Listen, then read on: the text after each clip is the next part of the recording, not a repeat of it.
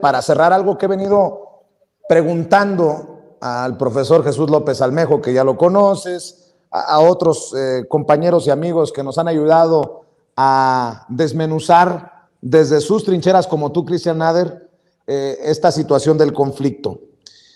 Qué momento tan interesante, histórico, estelar para México, estar en el Consejo de Seguridad de la ONU en este momento de conflicto, con un presidente que le apuesta a lo mejor de la diplomacia, del Servicio Exterior Mexicano de no intervención, de autodeterminación de los pueblos, con un presidente juarista, el Benemérito de las Américas, cuyo concepto que entre las naciones, entre las personas como entre las naciones, el respeto al derecho ajeno es la paz.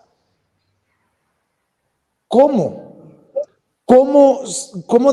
va a ser el papel?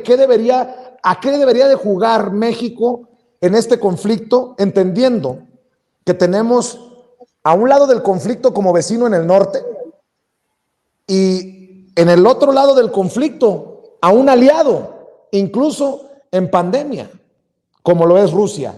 Vaya situación para México, Cristian Nader. Bueno, en primer lugar, ¿me escuchas mejor ahora? Sí, te escucho. Sí. Ok, bueno. Creo que México debe apostar por la conciliación, pero también por la memoria. Y no más que una imparcialidad, creo que la mejor neutralidad es partir de los hechos, a partir de la verdad y los procesos. No quedarse en los hechos más bien, sino extenderlos un proceso ya largo de agresión. México, por supuesto, es un socio estratégico de Estados Unidos. Muchas de las decisiones que se toman aquí están subordinadas a lo que ocurre hacia el norte inmediato de este país, pero también mostrar la actitud que ha tenido. Las relaciones entre la Unión Soviética primero y luego la Federación Rusa con México nunca fueron excelentes, pero fueron buenas realmente, ¿no? Creo que yo a partir de esa premisa podemos considerar que México debe hablar con la verdad y aprovechar estos foros dentro de Naciones Unidas, del Consejo de Seguridad, justamente para mostrar que este proceso es mucho más complejo y mucho más largo y mucho más atroz, porque por supuesto están colocando a la Federación Rusa como el agresor, cuando prácticamente lo que está haciendo la Federación Rusa es una reacción. Se ha pasado de 30 años de acciones defensivas de la Federación Rusa a una fase ofensiva, ante la militarización inminente nuclear, por cierto, de sus fronteras, la paramilitarización, las agresiones económicas, etcétera, etcétera. Ahora bien, México tiene esa posibilidad como una parte que, a pesar de que esté inmiscuido en la doctrina Monroe estadounidense, en este suelo latinoamericano, bien puede alzar su voz y, a partir de otras voces también, orquestar una narrativa que justamente extienda esto más allá del presentismo que dan los medios estadounidenses y el gobierno estadounidense. Porque, lo repito, este proceso que ha hecho incluso lo han aplicado a México. No hay mucha diferencia si consideramos la paramilitarización neonazi en suelo ucraniano, el yihadismo en Siria y en Irak, y lo mismo que ocurre en suelo latinoamericano, ya sea en Colombia, ya sea en México, en otros contextos, con narcoparamilitares. Es exactamente el mismo orden: causar tropelías, desestabilizar. Ahora bien, obviamente no vas a encarar a Estados Unidos de frente. ¿Por qué? Porque es un gigante que te aplasta, incluso en una fase decrépita como está en este momento, ¿no? Tienes que ser muy claro y hablar con la verdad, no a favor de Moscú, no a favor de Washington, no a favor de Kiev, no a favor de Donetsk o Lugansk capital. No. Tienes que hablar a partir de una postura de derecho internacional, pero ese derecho internacional también tiene consecuencias cuando te agreden durante 8 años, porque es la historia de Donetsk y Lugansk, donde han muerto más de 20,000 personas.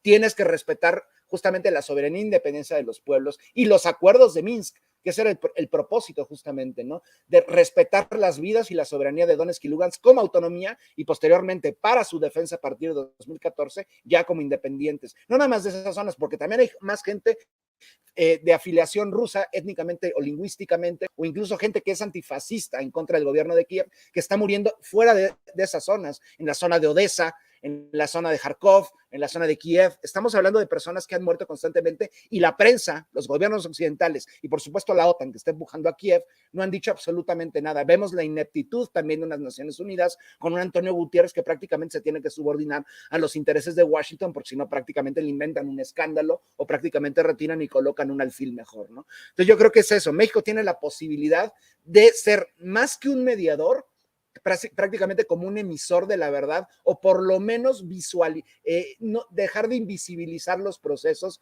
en contra de Donetsk y Lugansk. Lo que estamos viendo en este momento es solo una faceta. Viene todavía la respuesta por parte de la OTAN, que ya dijo que no va a desplegar tropas en suelo ucraniano, que por cierto, ya las hay militares y paramilitares, pero más allá de esto, vienen las agresiones económicas para tratar de desestabilizar a la Federación Rusa, que por supuesto tenía contemplado todo esto, porque es un plan, como lo dijo Biden, y por supuesto Biden, atrás de él hay un sistema de inteligencia que lo sabe muy bien. Esta reacción de Rusia se venía planeando y planificando. Yo no había visto desde hace mucho tiempo una reacción quirúrgica por parte de Rusia tan precisa para prácticamente neutralizar al ejército ucraniano en menos de 2 horas, ¿no? Prácticamente veíamos a Volodymyr Zelensky, que estaba diciendo que podría romper los protocolos de Budapest y armarse nuclearmente, y de pronto ahora está diciendo públicamente que la OTAN nos ha abandonado. Bueno, ese era el juego de la OTAN, justamente entrampar a Rusia y colocar a Rusia como el agresor, no tanto apoyar a la junta paramilitar neonazi ucraniana a salir adelante, ¿no? Y eso creo que es lo más terrible, hablando de paramilitares neonazis, como Volodymyr Zelensky, siendo de familia judío-ucraniana, o su mecenas, que es Igor Kolomoisky, también de familia judío-ucraniana, apoyan a paramilitares neonazis en suelo ucraniano. Creo que es el máximo ejemplo de cómo Washington puede tergiversar la historia y los hechos, porque prácticamente están manchando no nada más las relaciones con otras naciones, sino también pisoteando el legado de sus antepasados asesinados por colaboracionistas neonazis en suelo ucraniano durante los 40 durante la invasión de Alemania nazi, ¿no? Entonces, lo mismo con Polonia, un sujeto que mató 150,000 judíos aproximadamente, es rehabilitado por la Junta Neonazi de Kiev, mientras el gobierno polaco, parte de la OTAN, al igual que Lituania, los arma hasta los dientes, ¿no? Creo que eso es lo que pasa principalmente, la falta de memoria en los organismos internacionales y el terror que le tienen a hacer frente a Estados Unidos. No, en este momento no era el momento de hacer frente a Estados Unidos, tuvieron 8 años para hacerlo, nadie lo hizo, dejaron sola a la población de Donetsk y Lugansk, y por supuesto el hartazgo ruso después de 8 años llegó al límite y de ahí vino la intervención. Querido Christian Nader, es fascinante esto y pues te estaremos buscando, te estaremos molestando para que nos ayudes a desmenuzar todos estos temas que surjan en torno al conflicto por allá en Ucrania, y me gustaría que cerráramos invitando a la gente a tus trincheras, a tus redes sociales, para que estén al pendiente de lo que publicas y tengan una mejor idea de lo que está pasando, Christian Nader. Bueno, si gustan seguirme, lo pueden hacer a través de mis redes sociales. Me encuentro como @exosapiens, ya sea en Twitter, en YouTube, o bien en los espacios que amablemente me invitan personas como Vicente Serrano, que por supuesto también suscríbanse a su canal en Sin Censura, a todas sus redes, ¿no? Muchísimas gracias.